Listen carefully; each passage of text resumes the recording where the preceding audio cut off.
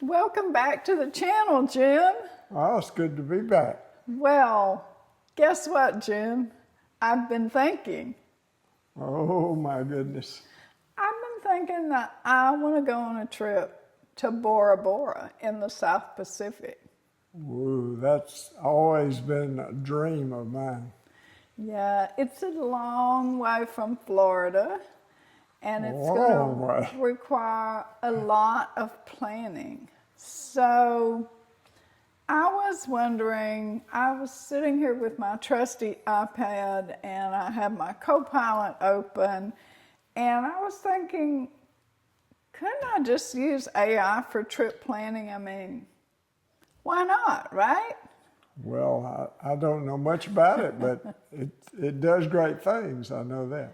I mean, I just put in a little prompt and said, which cruise lines go to the South Pacific? And it gave me an answer because I wanted to take a cruise. And then I asked it, when's the best time to go? And it came back with some suggestions that we can consider depending on when we want to travel. One of the things that I learned is something that we learned a long time ago when we were first working in the information technology industry, and that's an old saying about garbage in, garbage out. What did that mean, Jim? Oh, that means if the data's no good, then you're not going to get good answers from it usually.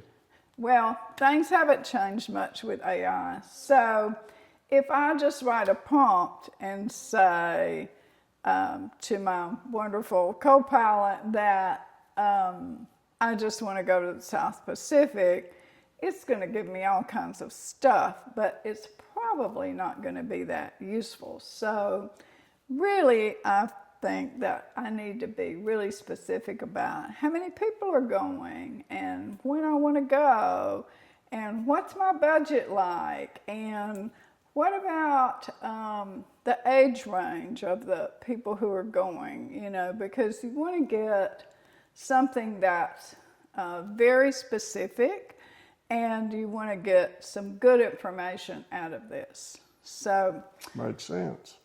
yeah, but one of my queries that I put in while I was looking at this was if there were some Polynesian events at Bora Bora that we could attend. And the cruise I picked out is going to stop from 7 a.m. to 7 p.m. And it said, sure, Peggy, you can go to any of the three that occur in the evening, and they start at 6 p.m., so you can go for the first hour. But you know, Jim, I think that's not a good plan. Why is that?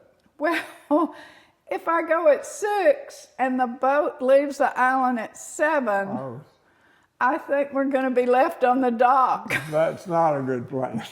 So AI might be great for brainstorming, but when there are details involved, you need to go to the specific website of your cruise line, your hotel, and you need to make sure that those details line up with what's practical and what's real. So the AI is kind of great for brainstorming and telling me what's available, but it's not necessarily going to be great for planning every single trip detail. Details. Yeah. Also now there are specific travel AIs that you can use. And some of them are really interesting as well. Like I was looking at one called Faraway, and it's specifically built for travel. You can use it for free, and it'll build you an itinerary. But I think even though it's better because it's designed just for trips, I feel like you still need to really check the specifics of your trip and make sure that it's perfect. So it's wonderful for contrasting and comparing options. but it's not necessarily wonderful for doing the whole trip for you. And now, Jim, I'm working on travel insurance because, you know, you can book travel insurance through your cruise line or your airline or your travel agency. But if you look at those policies, they may not have the kind of coverage you need when you're going as far away as the South Pacific. So, And we've cruised enough and been on enough trips to realize that, yes, we have had to make last-second cancellations, and yes, we have had significant illness while we were on a cruise. So these things seem like if you're healthy, they're the last thing you want to consider. But in fact, they really do happen. yes. So you need to plan. So planning for the unexpected is really important. And I think one of the biggest risks when you're in the South Pacific is if you become ill and need a hospitalization, you're most likely going to need to travel by air ambulance to Los Angeles or to Hawaii. And so those are both very long trips. And so you're going to want to make sure that you have insurance that will allow for your evacuation so that you can get the health care that you need. So I think it's very important to look and contrast those options and make sure that your particular needs are taken care of.